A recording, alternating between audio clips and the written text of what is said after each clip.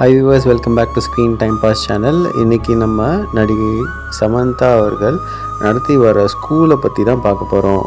இன்றைக்கி அவங்க school day நடந்திருக்கு. அந்த ஃபங்க்ஷனில் அவங்க கலந்துட்டுருக்காங்க. அதை பற்றி தான் இந்த வீடியோ.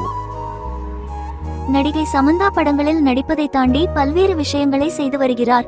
அவர் சொந்தமாக பள்ளி ஒன்றை நடத்தி வருகிறார். ஐதராபாத்தில் ஏக்கம் என்ற பெயரில் ப்ரீ ஸ்கூல் தான் அவர் பல வருடங்களுக்கு முன்பே தொடங்கி நடத்தி வருகிறார்.